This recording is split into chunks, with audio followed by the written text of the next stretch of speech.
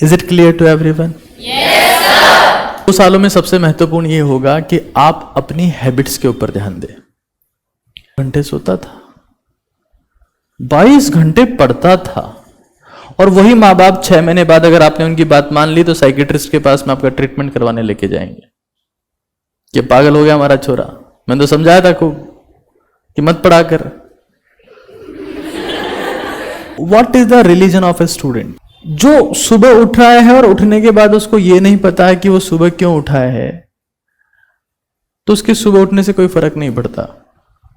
हमें ये समझ जाना है, चाहे तुम दुनिया में किसी एग्जाम की तैयारी कर रहे हो, तुम यूपीएससी की तैयारी करो, तब भी फॉर्मूला ही रहेगा, जो मिल सके आसानी से उसकी ख्वाहिश किसे है, अरे जिद तो उसे पाने की है जो मुकद्दर में लिखा ही नहीं। लेकिन सन्यास एक वो चीज है जिसका सीधा मतलब ये है कि आप अपने सारे अटैचमेंट से अपने आप को सेपरेट कर लेंगे। समस्या आपकी पसंद की है, और पसंद की भी समस्या नहीं है, समस्या एकाग्रता की है। खुद से जीतने की जिद है मुझे, खुद को ही हराना है। अरे मैं भीड़ नहीं हूं दुनिया की, मेरे अंदर जमाना है। क्योंकि जो पास्ट है उसी से प्रेजेंट बना है, उसी से फ्यूचर बनेगा। एक चाही चीज का नाम है अनचाही, और दूसरी चाही चीज का नाम है मनचाही। वक्त नूर को बेनूर बना देता है, फकीर को हुजूर बना देता है। और वक्त की कदर करे बंदे, क्योंकि वक्त ही है जो कोयले को भी कोहिनूर बना देता है। 11वीं क्लास 12वीं क्लास से बहुत टफ है, पहले बता देता हूं। और 11वीं क्लास से 60% क्वेश्चन एग्जाम में आते हैं, पहले बता देता हूं। 12वीं कुछ भी नहीं है, 12वीं से 40% आता है। वो कहते थे तुम्हें कौन सुनेगा, मैंने कहा सारी दुनिया। चाहे जेई हो चाहे नीट हो, they have become NCERT based nowadays. कि तुम अगर 2 घंटे भी पढ़े तो उसमें दूसरा ख्याल जिंदगी में ना होना चाहिए। अगर तुम्हारी कंसंट्रेशन की प्रैक्टिस इस लेवल की है कि तुम 3 घंटे में भी वो हासिल कर सकते हो जो एक सामान्य इंसान 10 घंटे में भी हासिल नहीं कर सकता, तो तुम। नींद तो बहुत है आंखों में, पर सोना नहीं है। अरे यही समय है कुछ करने का, इसे खोना नहीं है, इसे खोना नहीं है।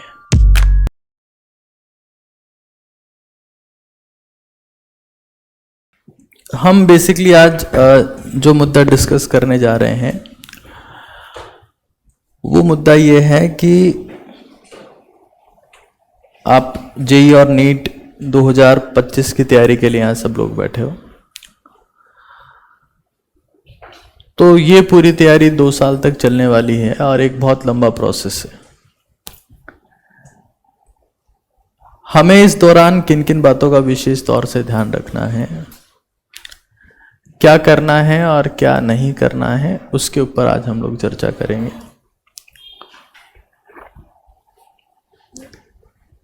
देखिए, कुछ बातें ऐसी होती है, कई बार हम लोगों का एक परसेप्शन बनाया जाता है कि अगर आपने साइंस सब्जेक्ट चूज कर लिया है, आपने मैथ्स ले लिए, आपने बायो ले ली है, तो आपको 10 घंटे पढ़ना है, सोना ही नहीं है, थोड़ा बहुत मिल जाए तो खा लो वरना पढ़ते रहो। ये ऐसी कई बेवकूफ़ बातें आप लोगों को सुनाई देगी, बट सच्चाई उससे बहुत दूर है। अब क्या क्या वो बातें हैं जो हमें समझनी है और हमारी लाइफ में इम्प्लीमेंट करने की कोशिश करनी है। आप में से कितने लोगों ने जीत की रणनीति बुक देखी है, पढ़ी है? सब लोगों के पास में, सब बधाई के पात्र हैं आप। तो उसको पढ़ा कि उसको फाड़ के नमकीन खा रहे हो उसके ऊपर? पढ़ा है? 2 पेज पढ़े होंगे शुरू वाले, हाँ, फिर बाद में पढ़ लेंगे। चलिए, तो कौन कौन सी बेसिक बातें हैं जो आपको इम्प्लीमेंट करनी है, मैं 1 बाय 1 एक बार बताने की आपको कोशिश करता हूं।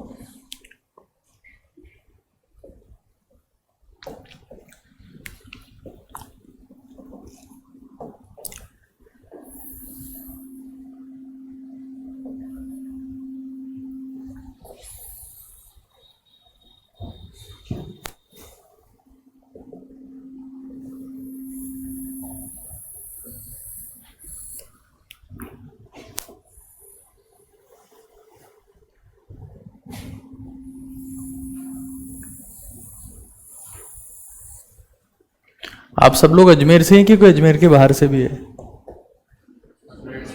सब लोग अजमेर से हो तुम लोग? अजमेर से बाहर कोई भी नहीं है आप में से? पुष्कर, पुष्कर मध्य प्रदेश में आता है।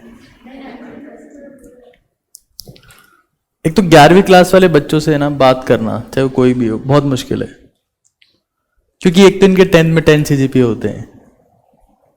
हाँ, जो बच्चा 11वीं क्लास में साइंस लेके बैठा होता है उसके एक तो 10th में 10 CGPA होते हैं, तो वो किसी को समझते ही नहीं वैसे भी कि हम तो 10th बोर्ड के टॉपर हैं, हमने जो बोल दिया वही तो सच होना है। फिर इनको 2 साल बाद समझ में आता है जिंदगी की हकीकत क्या है। देखिए, आप जिस एग्जाम की तैयारी करने का प्रयास कर रहे हैं या एग्जाम की तैयारी कर रहे हैं, वो एग्जाम मैंने आज से 12 साल पहले क्रैक किया है। पहली बात बता देता हूं आप लोगों को, और तब क्रैक किया है जब हमको समझाने वाला कोई नहीं था। ठीक है, तो जितनी बातें आपको बताई जा रही है वो ध्यान से सुनो और पूरा कंसंट्रेट करके समझने का प्रयास करो। ठीक है ना? अच्छा, कितने लोग ऐसे हैं जो 9th क्लास में जिनके 50-60% बन रखे हैं? बाकी सब लोग फेल हो 9th क्लास में?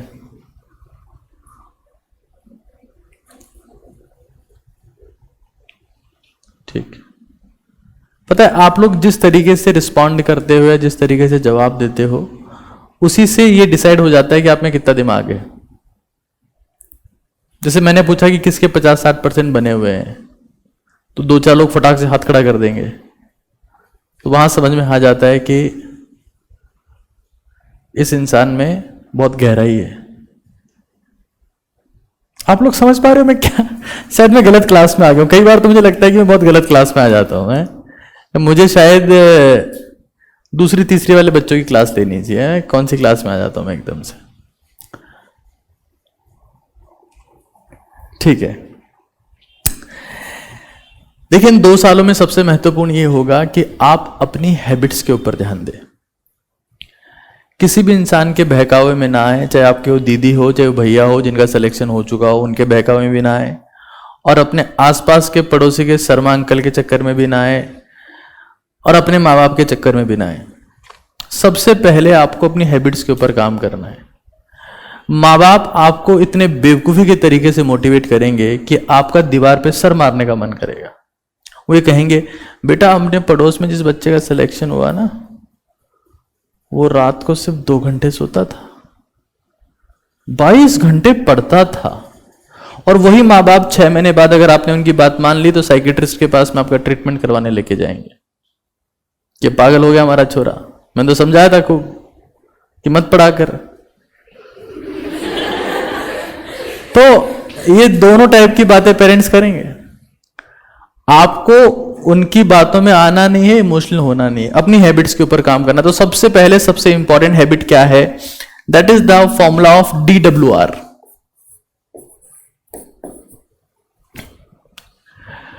हर रात को जब आप सोने जा रहे हैं तो सोने से पहले 3 चीजों का क्राइटेरिया आपका फिक्स होना चाहिए। What I did, आज मैंने क्या किया। What I will, कल मैं क्या करूंगा। And what I regret, आज मैंने ऐसा क्या किया जिससे मेरा समय खराब हुआ, कुछ ऐसा किया जो मेरे लक्ष्य के प्रति या लक्ष्य से मुझे दूर लेके जा रहा है या मुझे गोल से सेपरेट कर रहा है। ये सबसे पहला की फॉर्मूला है जो आपको हर एक केस में इंप्लीमेंट करना है। D for what I did, W for what I will, और R for what I regret. कौन सी ऐसी चीज है जिसका मुझे पछतावा है या पश्चाताप है। और ये हैबिट आपको 2 सालों तक इंप्लीमेंट करनी है। देखो, ये एक लंबा प्रोसेस है। आप अगर इस गलतफहमी के शिकार हो कि ये एग्जाम 1 दिन में, 2 दिन में, 10 दिन में या 15 दिन में क्रैक हो जाता है, तो आप बहुत बड़ी गलतफहमी के शिकार हो। तो हमें ये समझना है that what I did, what I will और व्हाट आई, और ये डेली बेसिस पर अपनी कॉपी में मेंशन करना है।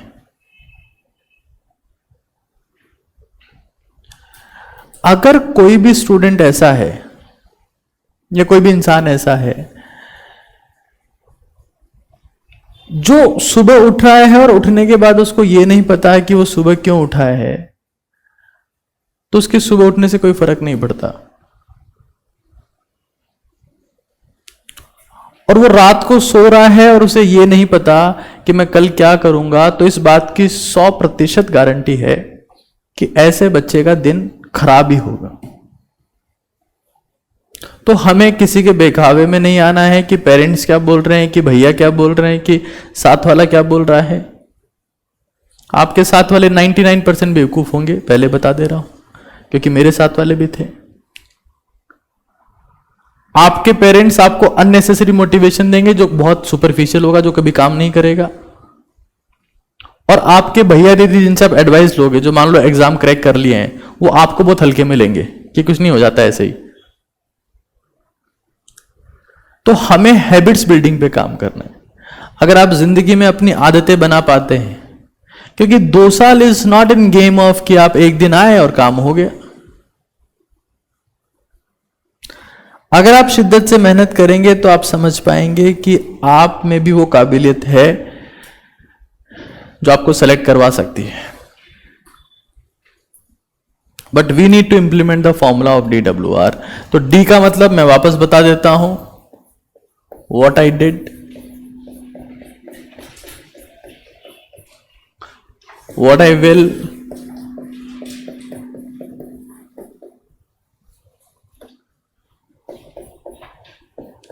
what I regret।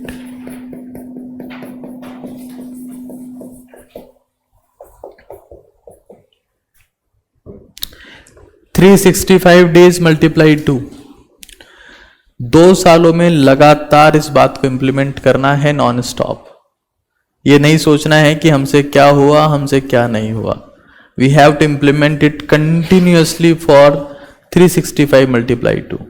और एक और बात याद रखना, आपने मान लो किसी चीज में मेंशन किया कि मैं कल क्या करूंगा, what I will.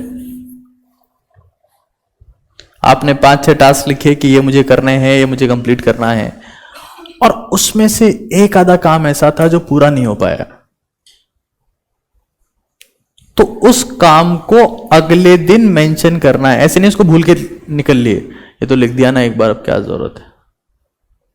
What ever you have written in the documents that I have to do this or I will do this, if that is not completed still, then you have to rewrite the task. ऐसे नहीं इसको छोड़ के निकल लिए हो कि तो कल लिख दिया था, अब तो क्या है, तो खराब हो गया, इसको फ्रिज में रखना था। ऐसा नहीं करना है। If you have written something, you have to execute that task at any cost, otherwise you know what will happen। मान लेते हैं आप किसी टास्क को लिखते हैं,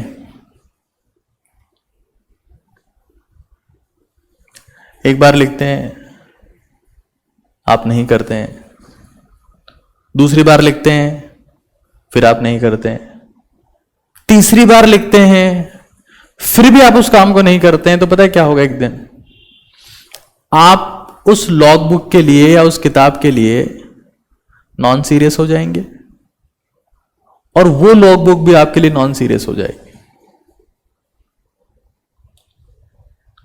फिर आप जो लिखोगे उसके ऊपर आप हंसोगे, और जिसमें लिखोगे वो आपके ऊपर हंसेगी। एट द एंड आपसे कुछ नहीं होगा। सेकंड बात, फॉलो द स्टूडेंट रिलीजन।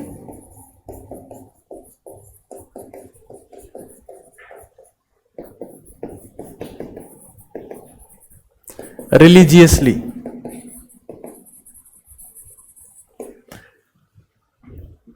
ये बहुत सारे बच्चों में लैक करता है। What is the religion of a student? एक विद्यार्थी का धर्म क्या है? तो एक विद्यार्थी का धर्म है टू प्रैक्टिस द कॉन्सेंट्रेशन। आप कंसंट्रेट करने की प्रैक्टिस करें।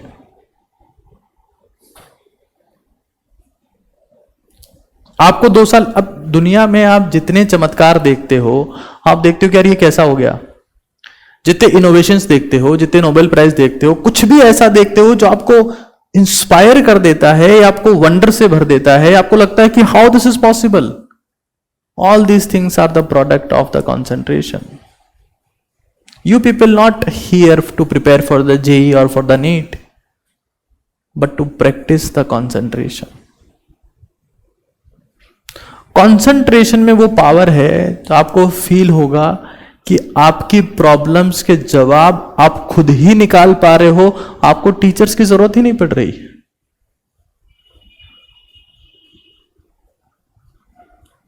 आपको किसी की हेल्प की जरूरत नहीं, आप खुद के दम पर, आपका ब्रेन इतना इवॉल्व हो चुका है that you can find the solution of your every problem because you are concentrated. और कॉन्सेंट्रेशन जो है वो एक मेंटल प्रैक्टिस है. कोई इंसान कितनी देर तक कॉन्सेंट्रेट कर सकता है, उसी से उसके मेंटल स्टेमिना का पता लगता है. लेकिन it is based on the physical behaviour. मैं आप में से शक्ल देख के बता सकता हूं कि किसका कंसंट्रेशन सही है, किसी का बेकार. अभी क्लास में ऑब्जर्व करके बता सकता हूं मैं आपको किसका रैंक कौन सा आएगा. मुझे पूछने की जरूरत नहीं है आपकी परसेंट कितनी है, आप कौन से स्कूल से हो. I don't care about these things. ना मुझे आपकी परसेंट से मतलब है, ना मुझे आपके स्कूल से मतलब है, ना मुझे आपके पास से मतलब है कि आपका किस स्कूल में कितना क्या स्कोर है. मैं आपकी शक्ल देख के बता सकता हूं कि आप लोग कहां तक पहुंचोगे. जो भी स्टूडेंट कंसंट्रेट करेगा उसका मूवमेंट मिनिमम होगा. अगर आपकी नेक का मूवमेंट हो रहा है, आपकी गर्दन हिल रही है बार बार, you are not in the phase of concentration. आप स्टूडेंट के धर्म का पालन नहीं कर रहे हैं.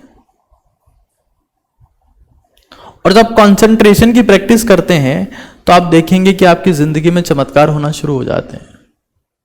आपको ऐसी बातें समझ में आने लगती है एक समय बाद तो जो टीचर को भी नहीं आती थी.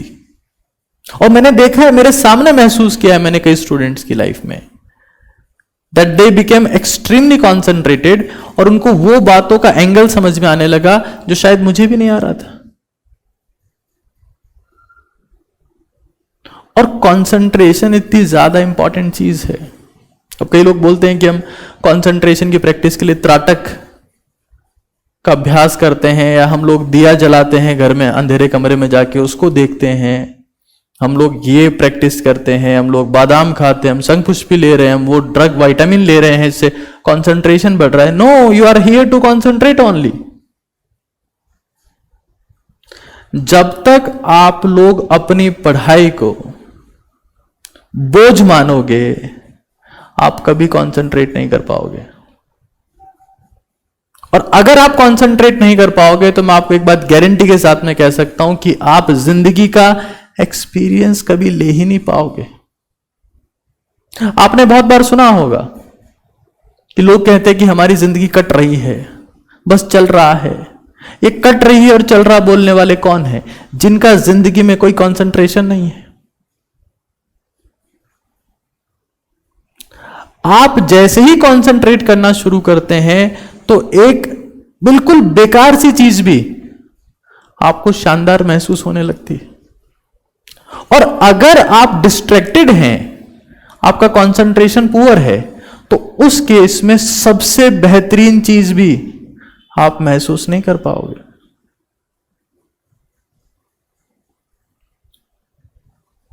मान लेते हैं आपका पेरिस जाने का मन है. आपको बोल दिया कि आपको बोल रहे हैं कि आप पेरिस घूम के आओ, क्योंकि वहां पर ऐसी जगह है जहां आपको जाकर आनंद आएगा. लेकिन शर्त यह है कि पहले अपना एक हाथ कटवाना पड़ेगा, फिर पेरिस भेजेंगे. तो हाथ काट के आपको भेजा तो क्या हुआ? आप पेरिस चले तो गए, आप पेरिस में हो, लेकिन पेरिस आप में नहीं है, क्योंकि आप कहां पर हो? आप हाथ में हो. आप महसूस नहीं कर सकते क्योंकि आपका कंसंट्रेशन अलग जगह पर है। जिंदगी को महसूस करना हो या सब्जेक्ट को महसूस करना हो, किसी एग्जाम को क्रैक करना हो कि कोई चमत्कार करना हो या कुछ ऐसा हासिल करना हो जो असामान्य हो, पहली शर्त है कंसंट्रेशन की प्रैक्टिस। और यहां कंसंट्रेशन की प्रैक्टिस करना आसान नहीं होगा, ये मूवी नहीं है। जब फिजिक्स, केमिस्ट्री, मैथ्स और बायोलॉजी की बातें होंगी तो आपके लिए प्रैक्टिस करना कंसंट्रेशन की बहुत मुश्किल होगा। अगर ये कोई मूवी होती, कोई 3 इडियट्स मूवी होती, मुन्ना भाई MBBS जैसी मूवी होती, कबीर सिंह जैसी मूवी होती, तो आपके लिए कंसंट्रेशन की प्रैक्टिस करना बड़ा आसान होता। लेकिन यहां पर खेल होगा टफ चीजों पे कंसंट्रेट करने का, जो मुश्किल होगा। लेकिन हमें क्लास में बैठने से पहले अपने आप को ये बोलना है, अपने दिमाग को ये समझाना है कि तू यहां पर बैठ रहा है टू प्रैक्टिस द कंसंट्रेशन। और मैं आपको फिर रिपीट कर देता हूं, अगर आपको एक गलतफहमी है किसी को कि आप किसी कॉलेज में चले जाओगे, मेडिकल कॉलेज में, एम्स में चले जाओगे, IIT दिल्ली, बॉम्बे में चले जाओगे तो आप सुपर सक्सेसफुल हो जाओगे, बहुत बड़ी गलतफहमी के शिकार हैं आप सब लोग। आपकी क्वालिटी ऑफ सक्सेस सिर्फ एक बात के ऊपर डिपेंड करेगी कि आप जिंदगी में जहां भी गए आपने कितना कंसंट्रेट किया। अगर मैं क्लास में आ रहा हूं, आप लोगों के बीच में आपको आके समझा रहा हूं और मेरा खुद का कंसंट्रेशन पुअर है, एक बात बोलता हूं फिर उसी बात का काउंटर पार्ट बोलता हूं, 2 बात बोलता हूं फिर गलती कर देता हूं, तीसरी बात बोलता हूं कुछ और ही बोल देता हूं, क्या आप मेरी बात सुनेंगे? लेकिन मैं अगर 500 बातें भी लगातार बोल रहा हूं और एक बात में भी गलती नहीं कर रहा, तो सीधा मतलब है कि मैं क्लास में पूरे कंसंट्रेशन से हूं। यह चमत्कार नहीं है, यह कंसंट्रेशन है।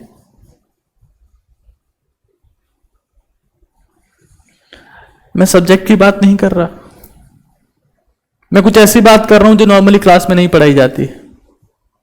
और एक मास्टर होते हुए, एक टीचर होते हुए जायज है कि मैं उस बात में गलती कर दूं, आप मुझे माफ भी कर देंगे, लेकिन मैं उसमें गलती नहीं करूंगा क्योंकि मैं कॉन्सेंट्रेटेड हूं।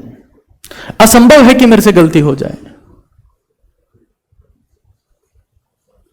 Practice the concentration, that is the only religion that you have in your life.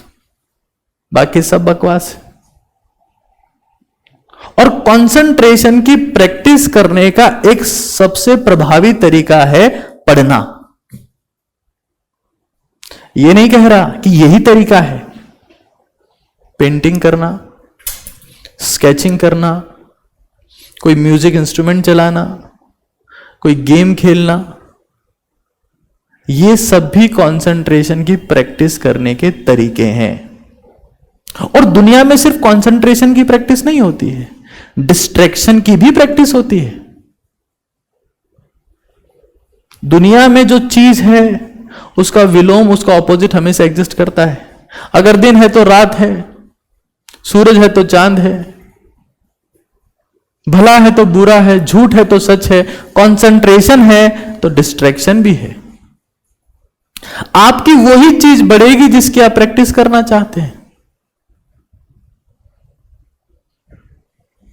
आप कंसंट्रेशन की प्रैक्टिस करना चाहते हैं, आपका कंसंट्रेशन बढ़ेगा। आप डिस्ट्रैक्शन की प्रैक्टिस करना चाहते हैं, आपका डिस्ट्रैक्शन बढ़ेगा। आप इंस्टाग्राम रील्स देख के खुश हैं तो आपका डिस्ट्रैक्शन बढ़ रहा है, उससे कंसंट्रेशन नहीं बढ़ रहा है। मेरा एक फ्रेंड मेरे साथ MBBS किया, उसने 141 रैंक आया, उसका भी IAS बन गया। डॉक्टर प्रवीण यहां पर भी आया था। उसने मुझे बोला कि भाई मैं तैयारी के 2 साल तक कभी भी मोबाइल में रील नहीं देखा, क्योंकि मुझे लगता है कि उससे कंसंट्रेशन टाइम स्पेंड काफी कम हो जाता है। आप 10-15 सेकंड में बोर होने लगते हैं, फिर आपको नई रील की जरूरत होती है। और मैं भी उसको देखता हूं, जब IAS बन गया वो सुबह से शाम तक सिर्फ रील ही देखता है। वो कहता है इंस्टाग्राम में रील्स बहुत कम है, सारी खत्म हो गई, मैंने तो सारी देख ली। और ये भी कहता है कि अगर मैंने रील पहले देख ली होती गलती से तो मैं कभी IAS नहीं बन पाता।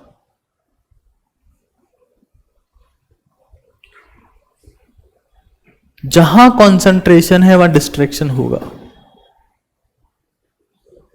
जहां जन्म है वहां मृत्यु होगी, जहां दिन है वहां रात होगा, जहां सच है वहां झूठ होगा। ये सब होना ही होना है। तो हमें समझना है कि दुनिया में कंसंट्रेशन की प्रैक्टिस करने के कुछ तरीके हैं। आप लोगों को बोला जाता है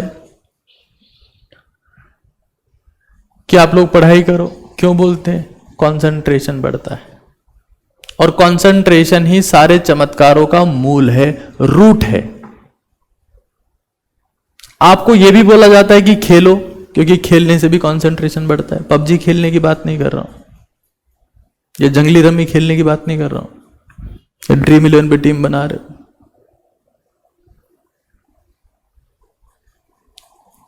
फिर आपको बोला जाता है कि सो जाओ, खा लो और सो जाओ। ये सब चीजें कौन सी है? जिनसे आपका कंसंट्रेशन बढ़ रहा है। और जिस इंसान का जितना कंसंट्रेशन होगा, उसकी पर्सनैलिटी में, उसके व्यक्तित्व में उतना ही पैनापन होगा, और जितना पैनापन होगा वो इंसान उतना ही आगे जाएगा। जिंदगी में आपकी धार ही तय करती है कि आप कहां तक जाओगे। एक कुल्हाड़ी में धार नहीं है, चाहे कुल्हाड़ी जितनी मोटी हो, धार नहीं है तो पेड़ को नहीं काट सकती। आपकी पर्सनैलिटी की धार कहां से आती है? वो एकाग्रता से आती है, कंसंट्रेशन से आती है, वन पॉइंटेडनेस से आती है, लेजर शार्प फोकस से आती है। अब तुम उसकी प्रैक्टिस करने को तैयार नहीं हो, बहुत बड़े बेवकूफ हो तुम।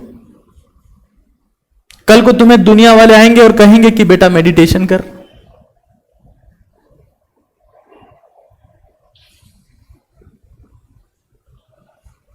दो तीन बोल के जाएंगे कि 2-3-4 प्राणायाम है, ये कर। उन गधों को मालूम ना होगा कि जब 6 घंटे वहां क्लास में बैठता है तो 1 मिनट प्रैक्टिस नहीं करता। ये प्राणायाम क्या खाक करेगा, मेडिटेशन क्या खाक करेगा। इसकी जिंदगी में इतने मौके आए थे प्राणायाम मेडिटेशन करने के लिए, सारे गंवा दिए। हम यहां बैठे हैं to practise the religion of student, और एक ही धर्म है, असीम एकाग्रता की प्राप्ति करना।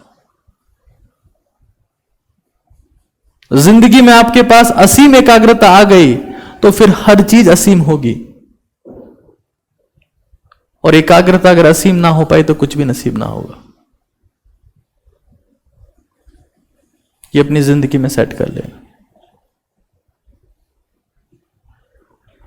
ऐसा नहीं कि तुम्हें बोलना पड़े, तुम्हें समझाना पड़े कि 4 लोग तुम्हें कह रहे हैं कि बेटा पढ़ ले, बेटा ये कर ले, बेटा। बेवकूफ हो तुम। जिसको समझाया जाता है उससे तो कुछ हो ही नहीं सकता। गधों को, जानवरों को समझाया जाता है। अगर इंसानों को समझाने की जरूरत पड़ रही है तो वो इंसान है ही नहीं, वो कुछ और है।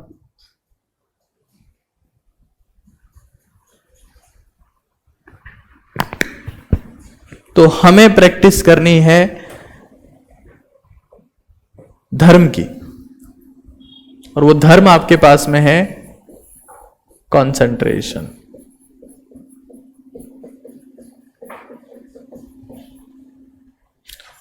और साथ में डिस्ट्रैक्शन भी, उसकी बात भी कर लेता हूं। मैं आपको बता रहा था कि आज जितनी भी चीजें आप देखते हैं, वो रील्स हो सकती हैं, वो वीडियोस हो सकते हैं, या कोई सी भी बैड हैबिट्स हो सकती है। उसके बारे में भी विस्तार से बात करूंगा।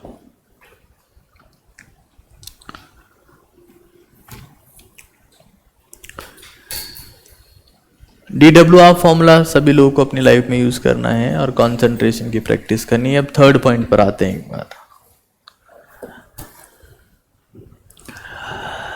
थर्ड पॉइंट हमारे पास में है प्रैक्टिस संन्यास।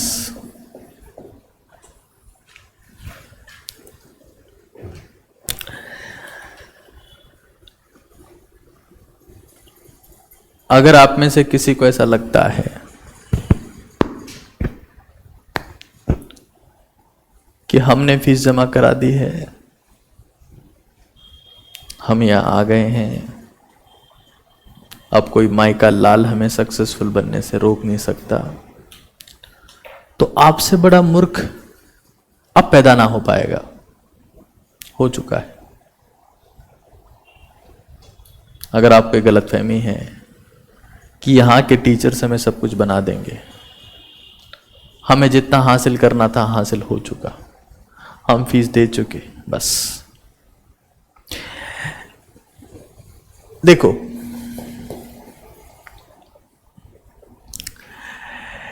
सन्यास का मतलब ये नहीं है कि आप अपने सारे कपड़े उतारें, अपने शरीर पर राख लगा लें, अपने हाथ में कमंडल ले लें और निकल जाएं घर से बाहर। ये सन्यास की बात नहीं करता हूं। लेकिन सन्यास एक वो चीज है जिसका सीधा मतलब ये है कि आप अपने सारे अटैचमेंट से अपने आप को सेपरेट कर लेंगे। Separation from the attachments. और वो कुछ भी हो सकता है। प्राचीन समय में सन्यास लिया जाता था क्योंकि सन्यास से सिद्धि मिलती थी, और सिद्धि से ही प्रसिद्धि मिलती है। ये बेसिक है। सिद्धि मीन्स एक्सीलेंस। आपने पुराने समय में बहुत सारे ऐसे ऋषि लोग देखे होंगे, ऐसे लोग देखे होंगे जो किसी एक काम में बहुत पारंगत हुआ करते थे। और जब किसी एक काम में पारंगत होते हैं, मतलब आपके पास सिद्धि होती है, तो प्रसिद्धि उसका बाई प्रोडक्ट होती है। लेकिन ये दोनों चीजें बाई प्रोडक्ट सन्यास का है। इस दुनिया में किसी ने भी कुछ महान हासिल किया है तो आइसोलेशन से, सेपरेशन से किया है। आप इस दुनिया का इतिहास उठा के देखिए। अगर मैं मॉडर्न हिस्ट्री की बात करता हूं तो इस दुनिया का जो 400-500 सालों का इतिहास हम जानते हैं पिछला, उसमें आप 10-12 नाम मुश्किल से ले पाएंगे।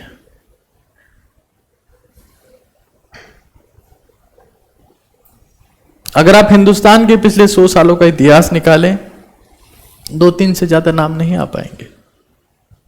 और उन सब नामों में एक बात कॉमन होगी, that they were detached, they were isolated, they were separated.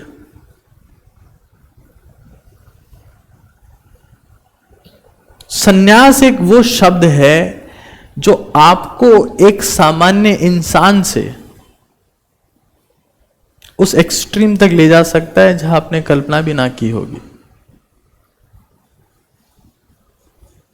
Ram के लिए कहा जाता है कि राम अगर सन्यास लेकर वनवास नहीं जाते तो सिर्फ और सिर्फ अयोध्या के राजा ही मर जाते, भगवान का बिना कहला पाते।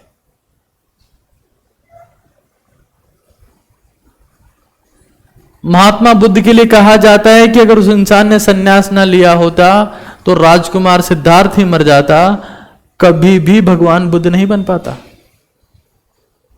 और यह बात हर एक उस इंसान के लिए है जिसको आप कुछ मानते हो, क्योंकि जो डेली एक्टिविटीज में इतना इन्वॉल्व है वो कुछ हासिल थोड़ा ना कर पाएगा। अगर ये मेरे हाथ में मार्कर है, मुझे इस मार्कर को रख के अगर ये पेपर उठाने या कुछ और उठाना है तो मुझे इसको रखना पड़ेगा। Isolation is the first thing. किसी चीज को छोड़े बिना आप दूसरी चीज कैसे उठा सकते हैं? और यहां पर आपके एस्पेक्ट में सन्यास का एक ही मतलब है कि आप हर एक नेगेटिव चीज को छोड़ देंगे और हर एक पॉजिटिव चीज को अपनाने की कोशिश करेंगे। अपनाएंगे नहीं, कोशिश करेंगे। अगर वो चीज आपके शरीर को आपको अच्छी लग रही है तो आपकी जिंदगी में अपने आप आ जाएगी। अब कुछ पॉजिटिव बातें हैं, कुछ नेगेटिव बातें हैं। मैं आपको बता देता हूं एक बार। कुछ पॉजिटिव बातें, कुछ नेगेटिव बातें। 1 by 1 जब और डिस्कस होगा तो मैं वहां पर मेंशन करता रहूंगा।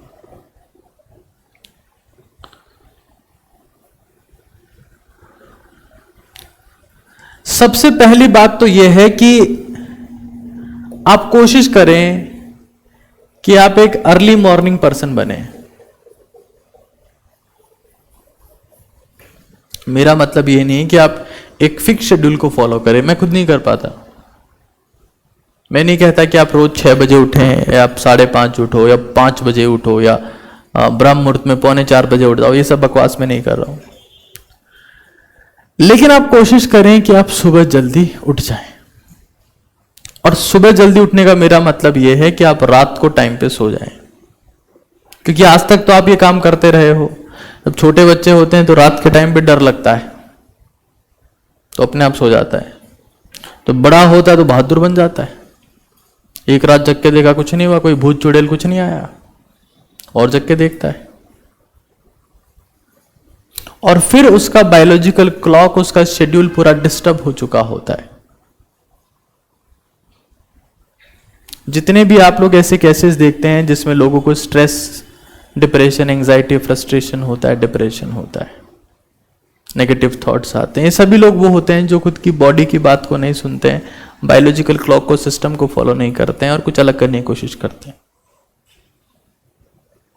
तो एक बहुत सिंपल सी बात है कि आप अर्ली मॉर्निंग पर्सन बनने की कोशिश करें। और कुछ बातें इसमें हैं, काफी सारी बातें जिसको अपन डिस्कस करेंगे।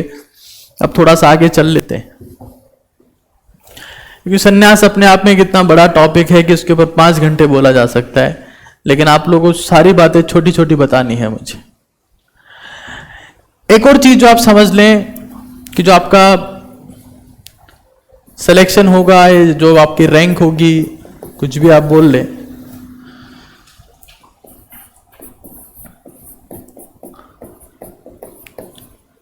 वो डायरेक्टली प्रोपोर्शनल टू होगा रिवीजन के और इनवर्स में होगा रिसोर्सेस के।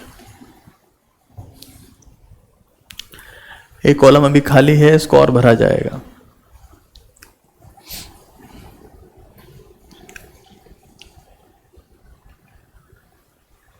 ये बात मैंने पहले ही आपको बता दी है।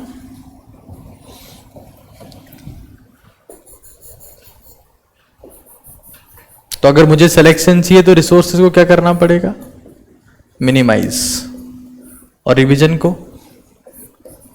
मैक्सिमाइज।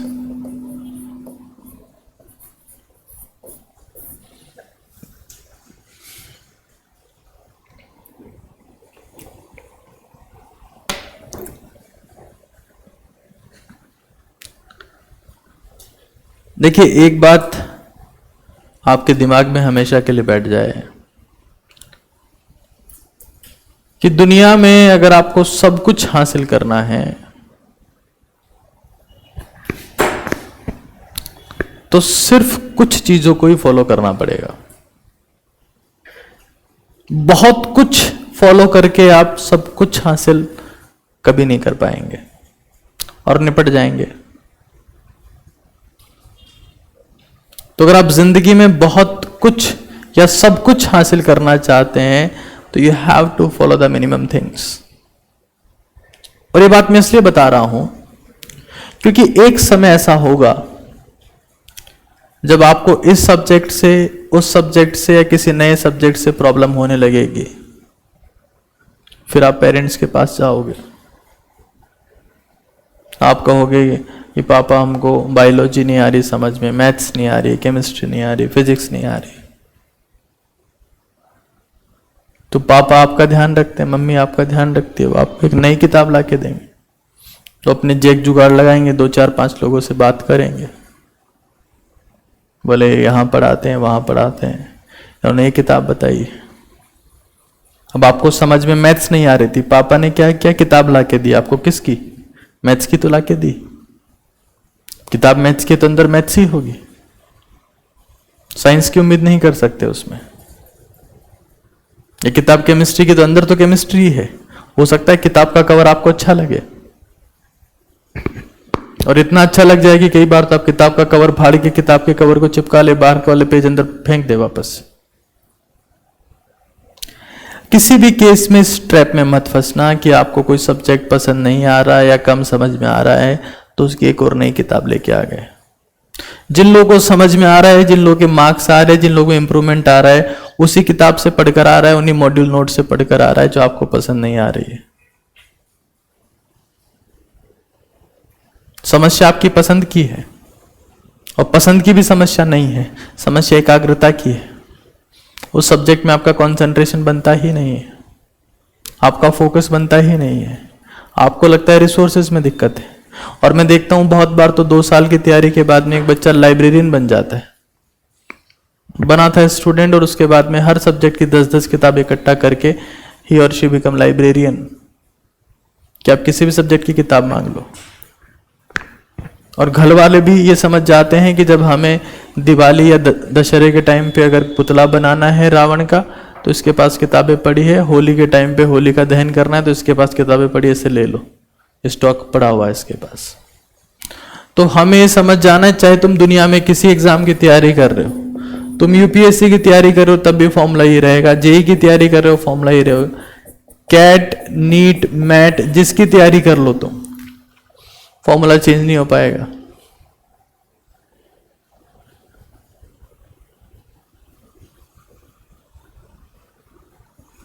हम जब भी किसी सब्जेक्ट की नई किताब लेके आते हैं तो पता है हम क्या कर रहे होते हैं? हम नई किताब पढ़ नहीं रहे होते हैं, हम पुरानी किताब से छुटकारा पा रहे होते हैं कि अब इसको पढ़ने की जरूरत तो नहीं पड़ेगी, और ये दूसरी वाली नहीं आई है तो हो सकता है इसको 1-2 दिन पढ़ के तो देख लो।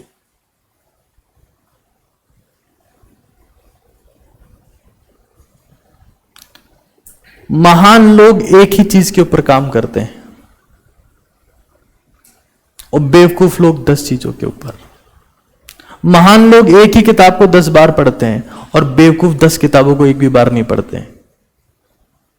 महान लोग 100 साल तक एक काम करते हैं और बेवकूफ लोग हर 1 साल में काम चेंज कर लेते हैं।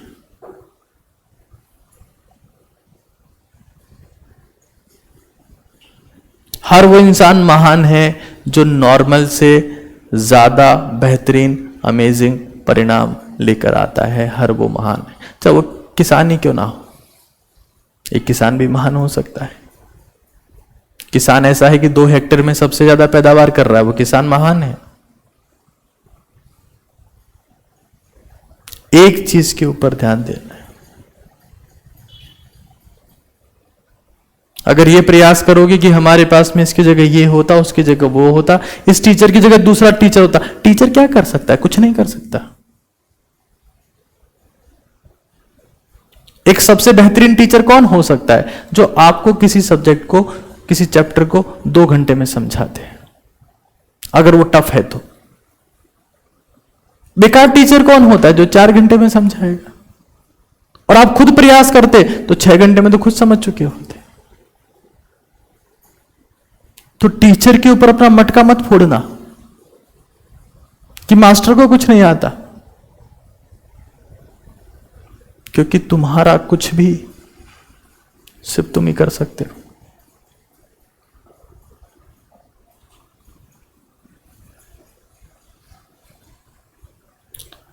अगर पेरेंट्स की मैं बात करूं, सबसे ज्यादा ध्यान तो पेरेंट्स ही रखते हैं। अगर पेरेंट्स अपने बच्चों को सक्सेसफुल बनाने की जिम्मेदारी लेते और उनमें वो औकात होती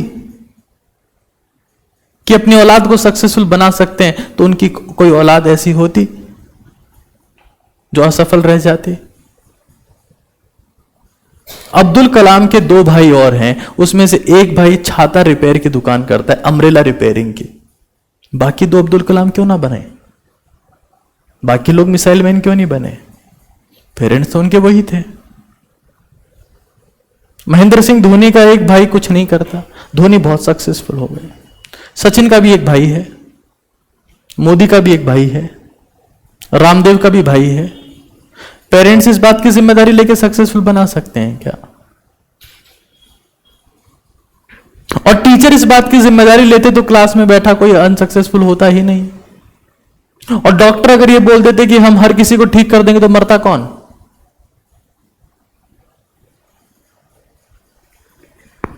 कोई स्वामी जी, कोई गुरु जी आपको बोल देते कि आने वाले हर इंसान को हम शांति देंगे, मोक्ष की प्राप्ति करवा देंगे, तो बेवकूफ बनता कौन? दुनिया में कोई तुम्हारा कुछ नहीं कर सकता। जो करोगे तुम करोगे, तुम्हारी शिद्दत करेगी।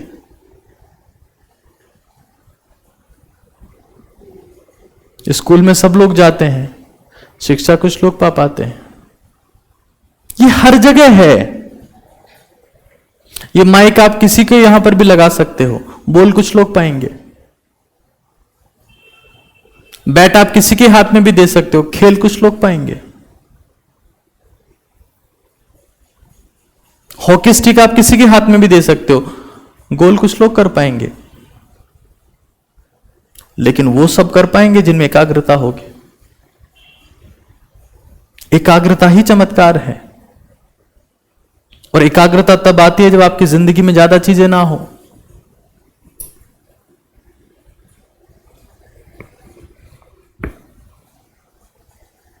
मेरे गले में सोने की चेन होनी चाहिए थी, हाथ में घड़ी होनी चाहिए थी, और पैरों में पता नहीं कौन से स्टाइल के जूते होने चाहिए थे, यहाँ एक टाई होनी चाहिए थी, यहाँ कोट होना चाहिए था, तब तो मुझे टीचर मानते, लेकिन मैं अपने आप को बेवकूफ मानता, जोकर मानता।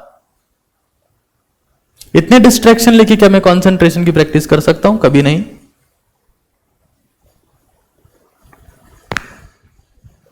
किसी भी कंसंट्रेट करने वाले इंसान को देखोगे तो तामझाम से दूर रहेगा, क्योंकि तामझाम कंसंट्रेट करने नहीं देता। तुम्हारी जिंदगी में मोबाइल फोन की इच्छा रहेगी कि हमें कटा हुआ सेब ला दो, स्टाइलिश घड़ी ला दो, डिफरेंट टाइप की ज्वेलरी ला दो, हमें लैपटॉप चाहिए, हमें डिजाइनर नोट चाहिए, ये किताब अच्छी नहीं लगती, हमें शाइनिंग पेज वाली किताब चाहिए। तुमसे बड़ा बेवकूफ कोई ना हुआ। फिर कंसंट्रेशन का पहला नियम है detach yourself with everything, with everything. तो आपको अपनी तैयारी के दौरान यह समझना है कि हमें रिसोर्सेस को मिनिमाइज रखना है। जितना आपके पास में है बहुत है। हमें ये ना मिला, हमें वो ना मिला, हमें नोट्स ना मिले, हमें डीपीपी ना मिली, हमें तो मास्टरी नहीं मिले, सब मिल जाएंगे, लेकिन तुम्हारा जज्बा अगर उससे नहीं मिला उन सब चीजों से, तो उसका कोई मतलब नहीं होगा।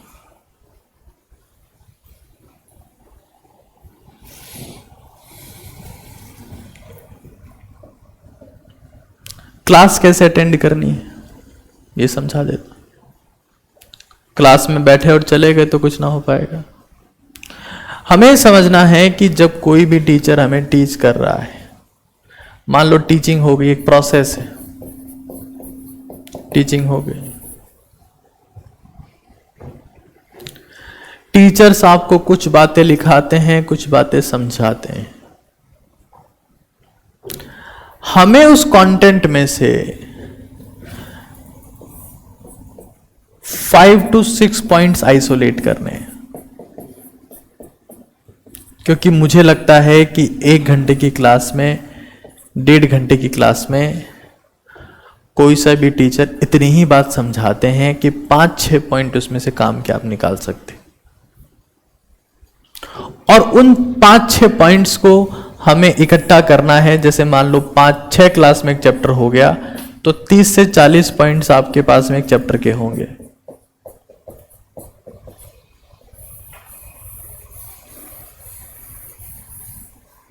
ऐसी गलती मत करना कि अगर तुम्हारे पास में कोई एक चैप्टर 50-60 पेज में, 70 पेज में भरा हुआ है, और तुम ये उम्मीद करते हो कि आज के 2 साल बाद तुम उस चैप्टर को रिवाइज कर लोगे, तो बहुत बड़ी गलतफहमी होगी।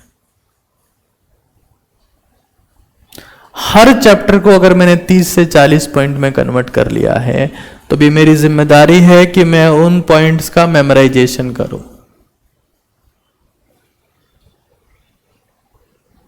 मैं देखता हूं बच्चे जब 2 साल तैयारी करते हैं, मैं आपको लिटरली बता दे रहा हूं जितने लोग यहां बैठे, 2 साल की तैयारी के दौरान आपके हर एक सब्जेक्ट के 10-10 रजिस्टर भरेंगे। 10 केमिस्ट्री के भरे होंगे, 10 फिजिक्स के, 10 मैथ्स के, बायोलॉजी के। और फिर आपको महसूस हो सकता है कि अब हम लोग एग्जाम के टाइम में ये 30 रजिस्टर एक साथ रिवाइज कर लेंगे, तो बहुत बड़ी गलतफहमी होगी।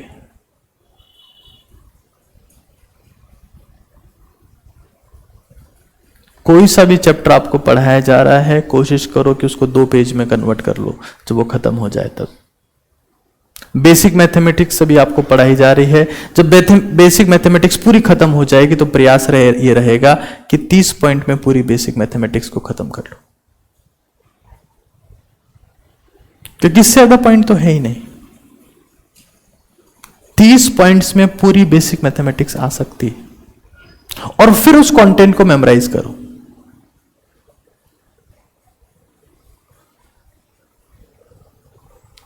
यहां से आपकी क्लास छूटी, घर जा रहे हो, रास्ते में क्या सोच रहे हो?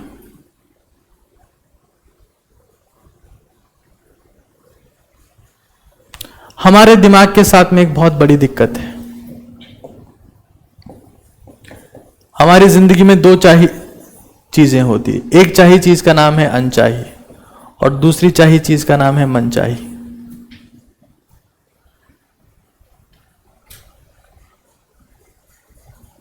हमारे दिमाग का काम है सोचना, हमारे फेफड़ों का काम है सांस लेना, हमारे हार्ट का काम है ब्लड पंप करना, हमारे किडनी का काम है ब्लड को क्लियर करना। हमारे दिमाग का काम है सोचना। जितने भी ऑर्गन्स के मैंने नाम लिए, चाहे वो हार्ट हो, चाहे वो किडनी हो, चाहे वो लंग्स हो, चाहे वो लीवर हो, ये सब इनवॉल्यूंटरी ऑर्गन्स, ये आपकी बात नहीं मानेंगे। लेकिन ब्रेन सेमी वॉलंटरी है, इसलिए तो हम कहते हैं दिमाग लगाओ। कोई ये बोलता है कि किडनी लगा या फेफड़े लगा दे उसके पीछे, क्योंकि दिमाग को लगाया जा सकता है।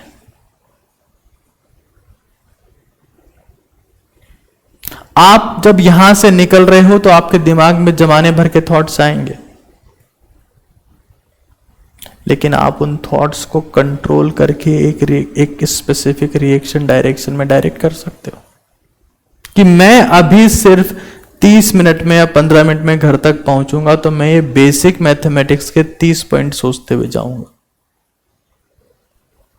This process is known as memorisation. Memorisation is the highest form of concentration. किसी स्टूडेंट की जिंदगी में इससे ऊपर का कंसंट्रेशन प्रैक्टिस नहीं हो सकता। बेवकूफ लोग किताब खोल के पढ़ते हैं, महान लोग बिना किताब के पढ़ते हैं। उससे भी महान लोग सोच सोच के किताब लिख देते हैं।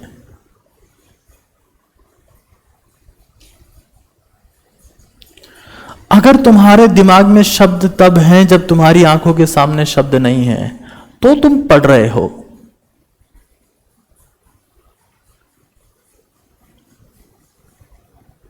लेकिन हमारे हालात तो ऐसे हैं कि हमारी आंखों के सामने शब्द होते हैं, फिर भी हमारा दिमाग तो कहीं और होता है। इन 30 से 40 पॉइंट्स का आपको लगातार मेमोराइजेशन करना होता है कि आप अपने दिमाग में ये सारी चीजें सोच रहे हैं। और मैं आपको कह रहा था कि दुनिया में दो टाइप की चीजें हैं, एक मनचाही जो आप जिंदगी में हासिल करना चाहते हैं, और दूसरी अनचाही जो आपको नहीं चाहिए लेकिन सोचते आप यही हैं। और 99% सामान्य जनता, आम जनता जिनका जूस ही निकलना है, जिनसे उखड़ कुछ ना पाएगा, वो आम जनता पूरी जिंदगी गवा देती है अनचाही चीजें सोचने में। लेकिन जो 1% है वो लगातार मनचाही चीजें ही सोचते हैं कि हमें क्या चाहिए, हमें क्या हासिल करना है, हमारा गोल क्या है।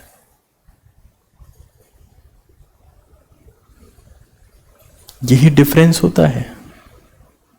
आप क्लास में आके बैठे तो आप मनचाहा ये सोचेंगे कि मैं एक्सट्रीम लेवल पर कंसंट्रेट करूंगा, ये आपकी मनचाही चीज है।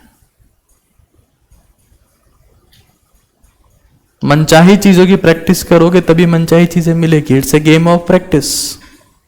तुम अगर किसी को ऐसी गलतफहमी लग रही है, तुम्हें किसी को ऐसा लग रहा है कि जिंदगी एक सडन इवेंट है, एक चमत्कार है जो एकदम से होता है, तो ऐसा नहीं है। Life is a practice. जिस चीज की प्रैक्टिस करोगे वो मिलेगा। मैं पामिस्ट्री जानता हूं, मुझे हाथ पढ़ना आता है। मैं एस्ट्रोलॉजी भी जानता हूं, मुझे सितारे देखना आते हैं। मैं अपनी बात बता रहा हूं। लेकिन ये सब समझने के बाद में और जानने के बाद में मालूम किया कि सब बकवास है। क्योंकि मैंने सचिन तेंदुलकर का हाथ देखा, जिस स्टेडियम में सचिन खेल रहा था उसी स्टेडियम में 1000 लोग ऐसे थे जिनका हाथ सचिन से बढ़िया था, उनकी रेखाएं अच्छी थी, लेकिन वो सचिन के लिए ताली बजा रहे थे।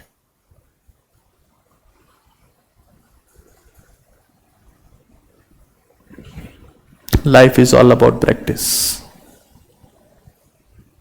इस गलतफहमी में मत जीना कि इस पंडित ने मुझे बोल दिया तो यही काम करेगा। बेवकूफ है वो पंडित। ये तो जिंदगी में इतना ही सक्सेसफुल होगा, महाबेवकूफ इंसान है। आपकी सक्सेस को कौन डिफाइन कर सकता है? आपकी सक्सेस को सिर्फ आपका कंसंट्रेशन डिफाइन कर सकता है, और किसी की औकात नहीं है जो आपकी सक्सेस को, आप कहां तक पहुंचेंगे उसको आज डिफाइन कर दे। और इतने बड़े 30 मार्क का होते तो खुद के लिए डिफाइन क्यों ना कर लेते कि हम कहां तक पहुंचेंगे। मेमोराइजेशन, ये सुपर पावर है। This is super power. इसे अपनी जिंदगी में इंप्लीमेंट करना शुरू करना, वरना आप ओवर थिंकिंग और ओवर थिंकिंग में मर जाओगे। कि हम पता नहीं क्या ही सोचते रहते हैं, लगातार सोचते रहते हैं, लगातार सोचते रहते हैं, घबराहट होने लगती है, फिर पता नहीं क्या होने लगता है हमारे साथ।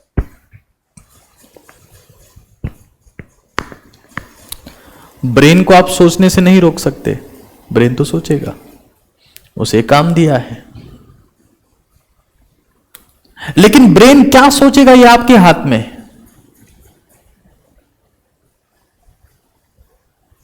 और ब्रेन को अगर ट्रेन नहीं करोगे तो ब्रेन कचरा ही सोचेगा, क्योंकि आपका कोई सा भी ऑर्गन प्रयास नहीं करना चाहता। हमारा हर एक ऑर्गन की टेंडेंसी होती है खराब होने की। जब हम पैदा होते हैं तो हमारा हर एक ऑर्गन शानदार होता है, समय के साथ साथ ऑर्गन्स खराब होते हैं, और ये हमारी जिम्मेदारी है कि हम उन्हें ठीक रखें।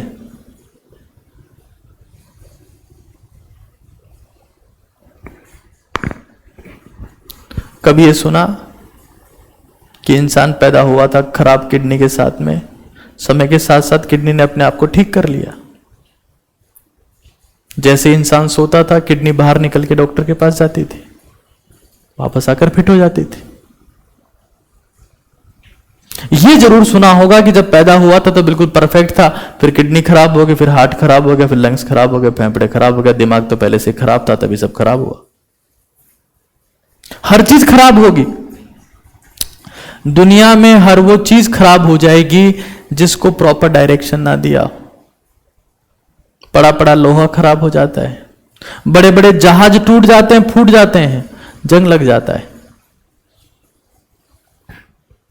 जमीन में घास फूस उगाती है, कचरा उगाता है।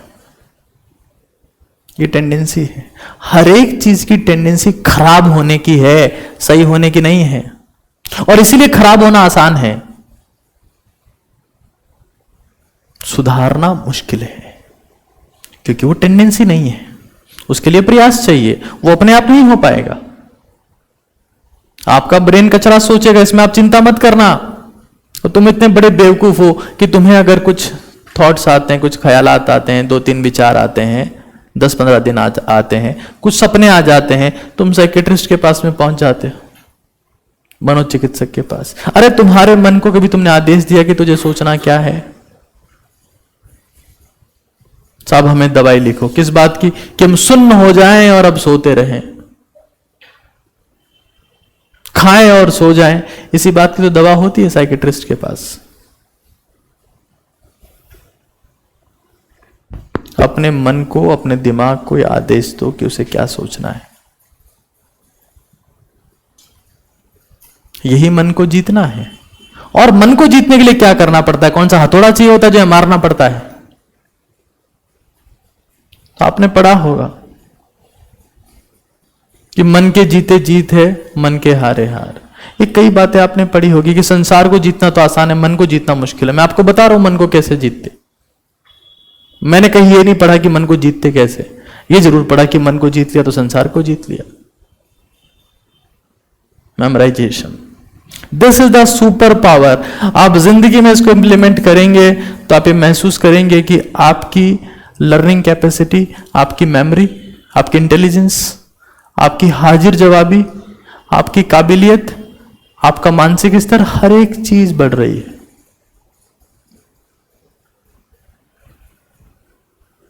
लेकिन प्रैक्टिस करनी पड़ेगी।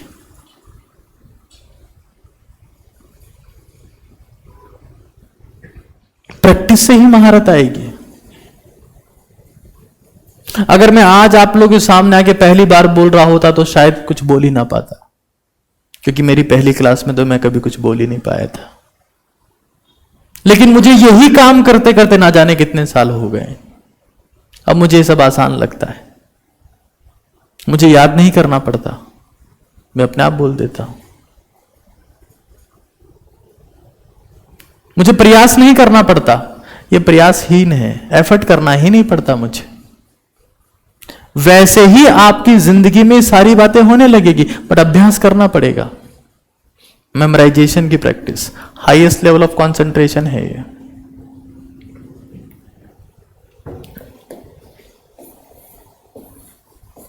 The sixth one is the DSP. ये आपकी जिंदगी के फाउंडेशन है।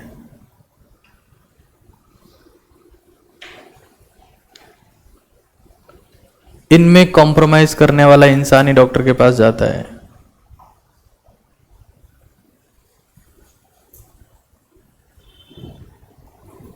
This is diet, this is sleep, this is peace और प्राणायाम।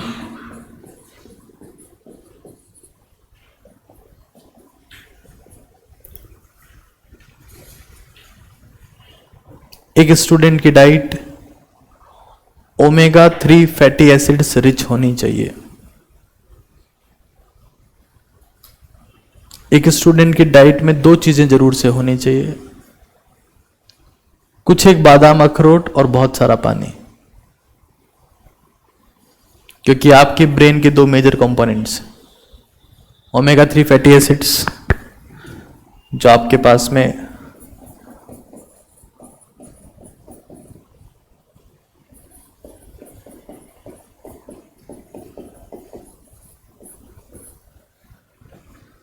सिर्फ यही नहीं खाना है, रोटी सब्जी तो खानी, बट ये कंपोनेंट होना चाहिए। ऐसा नहीं कि घर वालों को आज जाके बोल दो कि मैं आज से बादाम की रोटी खाऊंगा और अखरोट की सब्जी।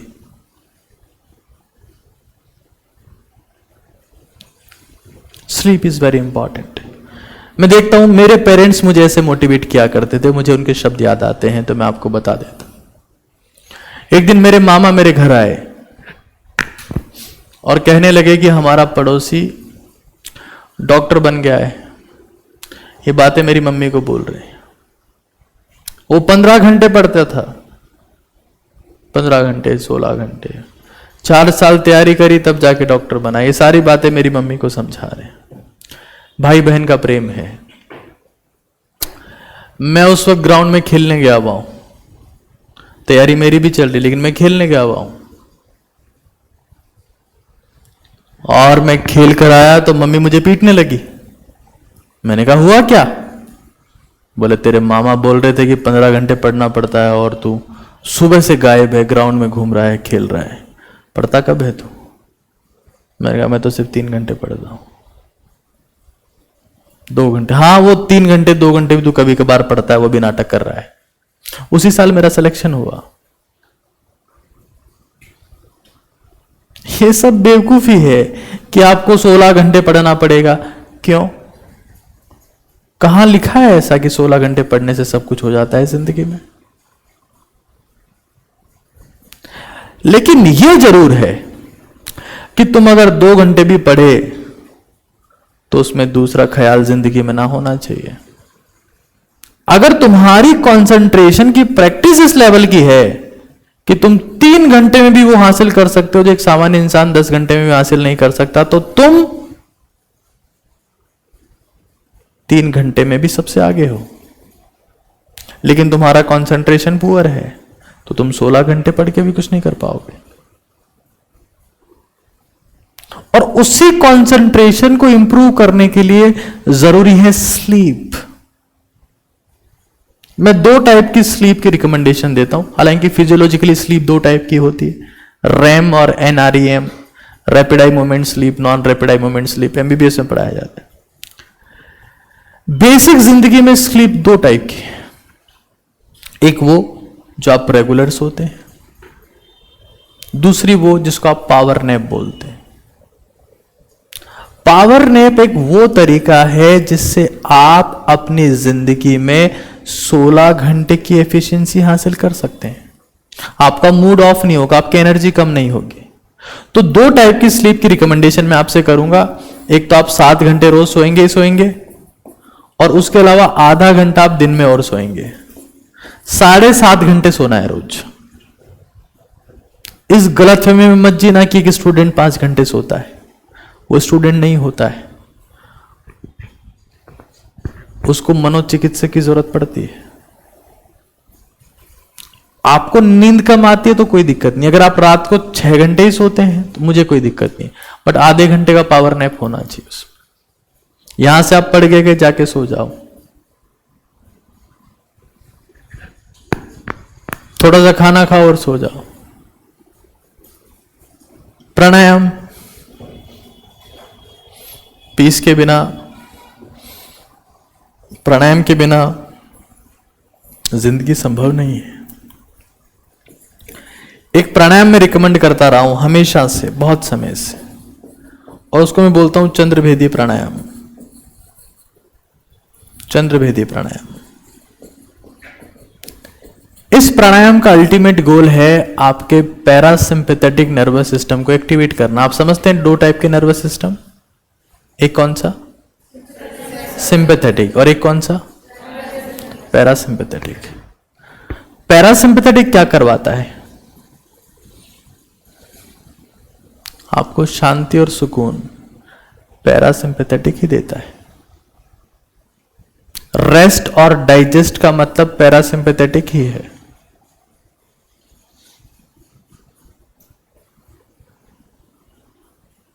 हमारे सांस लेने के लिए हमारे पास नाक है, और नाक से हवा जाती है। जब हवा ही भेजनी थी तो एक छेद ही बहुत था, 2 पार्टीशन क्यों किए हुए? कभी पूछा सोचा नहीं आप लोगों ने कि जब हवा भेजनी थी तो एक छेद बहुत था, 2 की क्या जरूरत है?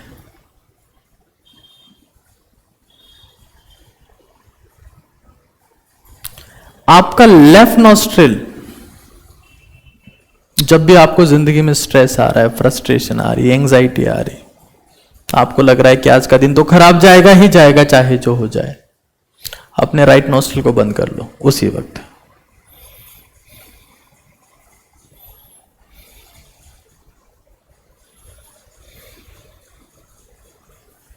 और लेफ्ट से सांस लेते रहो। आप देखोगे कि आपका पैरासिम्पैथिक नर्वस सिस्टम एक्टिवेट हो गया है, आपका मन मजबूत हो गया है, आपका दृढ़ संकल्प जो आपने जिंदगी को लेकर लिया था और मजबूत हो रहा है। अब आप विचलित नहीं हो रहे हो, आप फोकस्ड और आप कॉन्सेंट्रेटेड हो गए हो। यह प्रयास आप तब भी कर सकते हैं जब आप अपनी स्टडी टेबल के ऊपर बैठे हैं और आपको लग रहा है कि अब बहुत हो गया, अब मैं यहां से उठूंगा। जब ऐसा मन करे कि अब बहुत हो गया, अब मैं उठूंगा, अब मेरा और ज्यादा प्रयास करने का मन नहीं है, उसी वक्त अपना राइट नॉस्ट्रिल बंद कर लो और श्वास सिर्फ लेफ्ट से लो। आप देखोगे कि वापस आप वहीं बैठ गए और वापस से 2 घंटे कब गुजर गए आपको पता नहीं चला।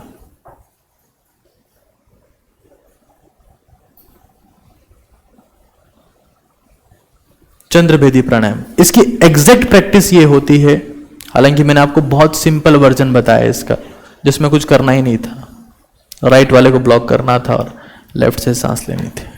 इसका एग्जैक्ट वर्जन ये होता है कि इसमें लेफ्ट से श्वास खींचनी होती है और राइट से छोड़नी पड़ती है, फिर लेफ्ट से खींचनी होती है, राइट से छोड़नी होती है, फिर लेफ्ट से खींचनी होती है, राइट से छोड़नी होती है। लेकिन अगर आप सिर्फ राइट को बंद भी कर लेते हैं तब भी आपको 80% फायदा तो मिल ही जाता है।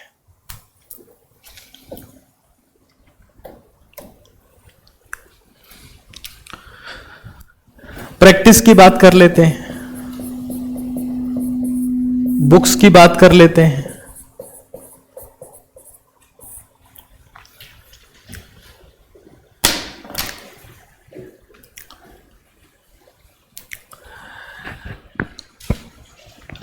शुरू में आपके पास में 10, 12, 15 सवाल रोज के होते होंगे, मैक्सिमम से ज्यादा सवाल तो शायद ही होते होंगे। कभी आपको 8 सवाल दिए जाते होंगे, कभी 10 सवाल दिए जाते होंगे। इससे ज्यादा दिए जाते हैं क्या? इतने ही होते। एक चीज का ध्यान रखना, एक समय के बाद में प्रैक्टिस एग्जाम की तरह करना। वो प्रैक्टिस जो एग्जाम की तरह नहीं होती, वो प्रैक्टिस किसी काम की नहीं होती। ऐसा कहा जाता है that those who sweat in practice rarely bleeds in war. वो जो प्रैक्टिस में पसीना बहाते हैं, उनका युद्ध में खून नहीं बहता। तो प्रैक्टिस आपको एक टाइम के बाद में इस तरीके से करनी है, एग्जाम लाइक, जिसमें क्या, एग्जाम का मतलब क्या होता है? जिसमें क्वेश्चन फिक्स होते हैं और टाइम भी फिक्स होता है। वही तो एग्जाम होता है कि मैंने ये सेट कर लिया कि मेरे मॉड्यूल के 20 क्वेश्चन है, मुझे 20 मिनट में करने हैं। ऐसी प्रैक्टिस करने की कोशिश करना। प्लस जो भी कंटेंट आपके पास में होगा, जो भी मॉड्यूल आपके पास में होगा, एक बात नोट कर लेना, उसमें से कंटिन्यूस स्टार मार्किंग करते रहना।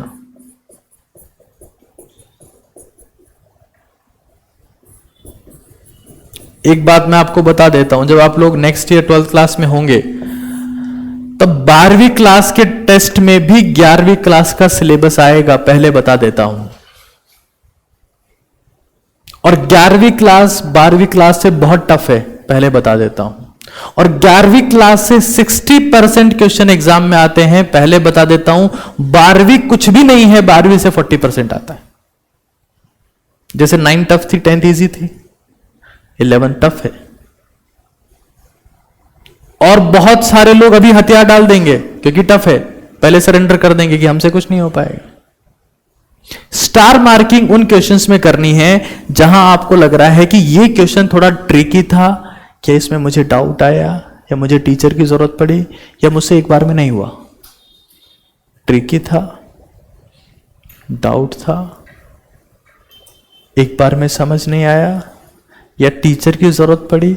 और उन्हीं स्टार मार्किंग वाले क्वेश्चन को आपको अगले साल रिवाइज करना है, जब भी आपके 11वीं के सिलेबस का टेस्ट हो रहा है तब।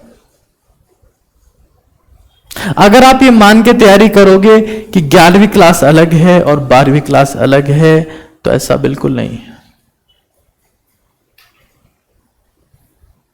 12वीं में भी 11वीं आएगी, और नीट और जेईई में 11वीं 12वीं दोनों आएंगे। ये बात अपने दिमाग में सेट कर लेना। जहां तक बुक्स की बात कर रहे हैं, तो आपको फिलहाल 11th क्लास में एनसीईआरटी और मॉड्यूल्स ही फॉलो करने, कोई रेफरेंस बुक की आपको जरूरत नहीं है। अगर कभी टीचर्स को लगता है तो सेपरेटली जो हमारी क्यू बैंक आती है, उसी से आप प्रैक्टिस करते हैं। बाकी कुछ टीचर्स अगर आपको स्पेसिफिकली बताते हैं तो उनकी चॉइस है, बट मैं कहूंगा कि आप पहले इनको शिद्दत से कर लें।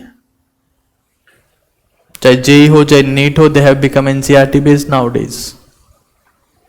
फाउंडेशन आपका मजबूत है तो एडवांस कुछ होता ही नहीं है। अगर मुझे बोलना आता है तो मैं चाहे लाल किले पे जाके बोलूं कि क्लास में बोलूं, क्या फर्क पड़ता है? मुझे तो बोलना आता है। फाउंडेशन तो मजबूत होना चाहिए। अगर मुझे बोलना ही नहीं आता है तो चाहे मीडिया के 10 लोग मेरे सामने आके खड़े हो जाए और मुझे कुछ नहीं आता है, तो क्या मुझे महान साबित कर देंगे? कभी नहीं कर पाएंगे। मुझे तो फाउंडेशन ही नहीं आता। मैं बोलूंगा कुछ उल्टा सीधा नरकल, जिसका कुछ मतलब निकलेगा नहीं। Focus on foundation. तुम्हें खेलना आता है तो तुम लॉर्ड्स में खेल रहे हो कि भारत की किसी गली में खेल रहे हो? खेलना आता है तो खेल लोगे। गली में आउट हो गए और बोल रहे हो कि मैं तो लॉर्ड्स में खेलता तो शतक मार देता है, तो गली में यहां नहीं खेल पाता। 50,000 दर्शक चाहिए तब मैं खेल पाता हूं, तब मेरा बैट चलता है। कि इससे बड़ी मूर्खता कुछ हो सकती है? फाउंडेशन पे काम करो।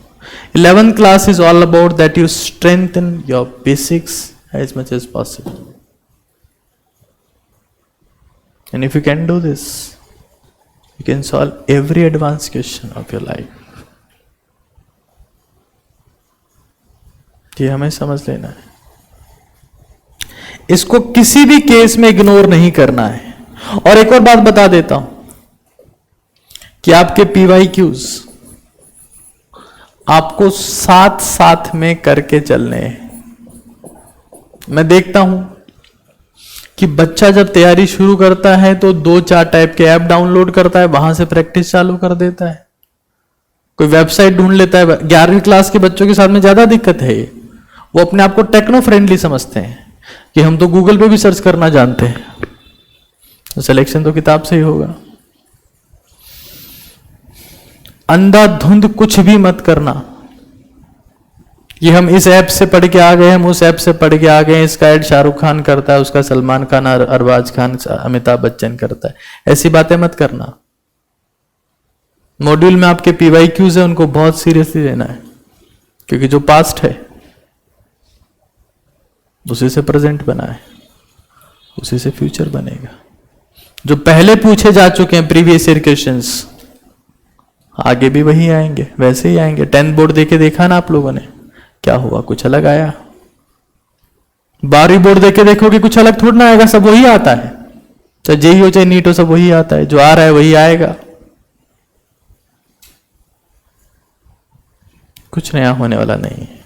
तो PYQs को बहुत शिद्दत से आपको साथ साथ में प्रैक्टिस करते जाना है, बहुत शिद्दत से, ये बहुत जरूरी है। और ये काम नहीं होगा तो कोई मतलब नहीं है, इस बात को अपने दिमाग में सेट कर लेना।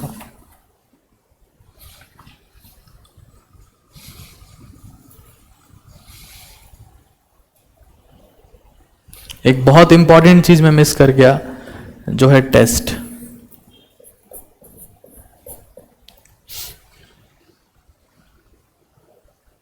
आप लोगों के रेगुलर बेसिस पर यहां पर टेस्ट होंगे, उस टेस्ट में आपकी रैंकिंग आएंगी।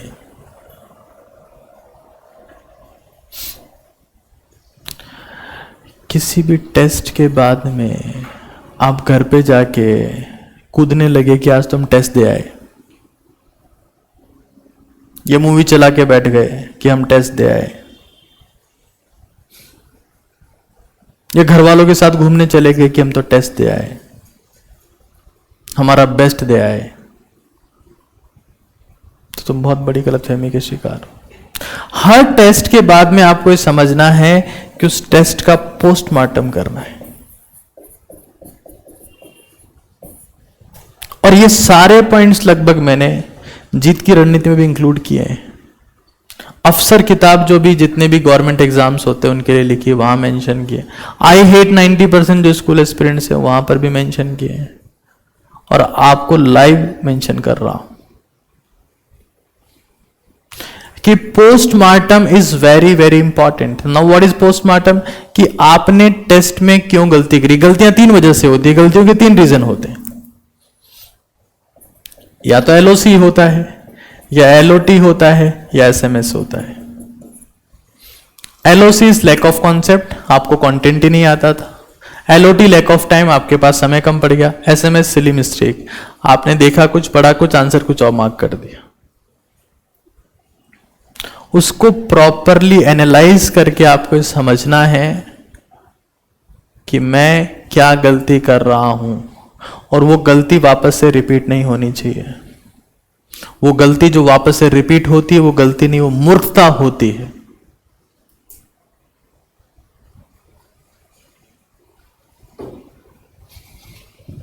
LOC lack of concept, LOT lack of time, SMS is silly mistakes.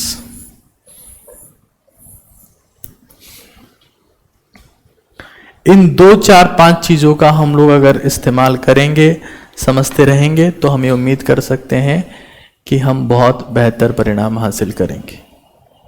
मैं वापस से एक बार सारी बातें रिपीट कर देता हूं। फर्स्ट, एक सेपरेट कॉपी बनाना आज से, और तुम क्या कर रहे हो उसको मेंशन करना। महान लोग लिखते हैं,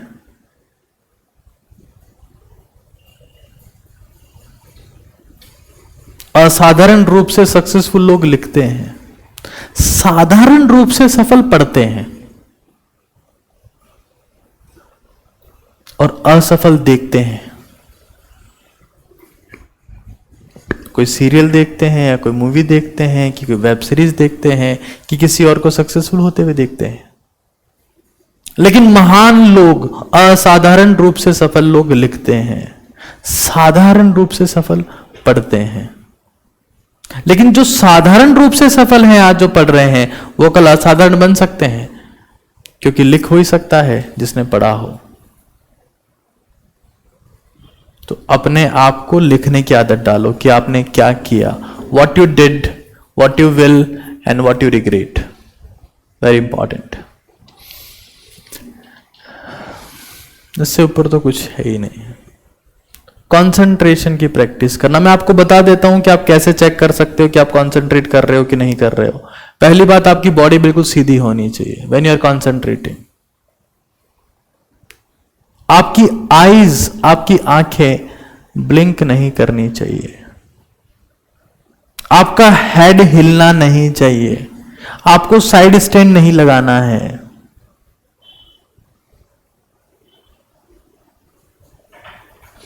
ये आसान नहीं होगा, ये मुश्किल होगा। शरीर चाहेगा कि वापस से नीचे हो जाए, क्यों अपनी मसल्स को तंग कर रहा है। लेकिन समय के साथ उसकी आदत पड़ जाएगी। हेड स्टेबल होना चाहिए, बॉडी स्टेबल होनी चाहिए, और आंखें भी स्टेबल होनी चाहिए। ये शर्त है। हेड रिलैक्स होगा, बॉडी रिलैक्स होगी, आंखें ब्लिंक कर रही है, तो कंसंट्रेशन नहीं आ पाएगा। ये फिक्स है।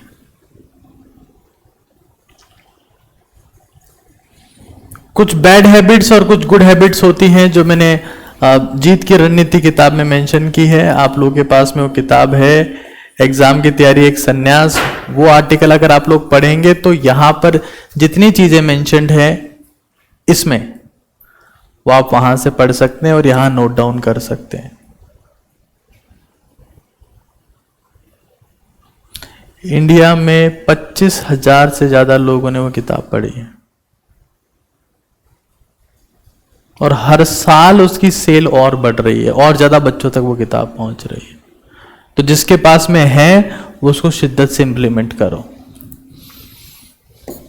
लाइब्रेरियन बनने की कोशिश मत करना, एस्पिरेंट बने रहना। चैप्टर समरी बनाना, जो आपको पढ़ा दिया गया उसकी समरी क्रिएट करना, और उसके बाद उसका memorisation are extremely important stuff.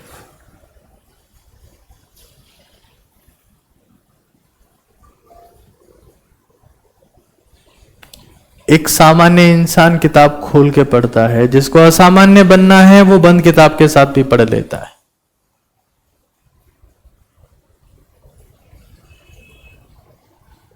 DSP का आपको ध्यान रखना है, मैं बता चुका हूं। प्रैक्टिस आपको पता है, एग्जाम टाइप ऑफ प्रैक्टिस और कंटिन्यूस स्टार मार्किंग बुक्स आप लोग जानते हैं। पीवाईक्यू शिद्दत के साथ में कर रहे हैं, और टेस्ट का पोस्टमार्टम बहुत ज्यादा इंपॉर्टेंट है। तो सारी बातें आप नोट डाउन करें, और एक बड़े से पेज में मेंशन करने के बाद में अपने स्टडी टेबल के आगे लगा दें, और 2 साल तक इन्हें अपनी जिंदगी में इंप्लीमेंट करने की कोशिश करें। Is it clear to everyone? Is it clear to everyone? थोड़ा जोर से आवाज आएगी, बहुत जोर से आएगा। Is it clear to everyone? Okay fine, thank you so much.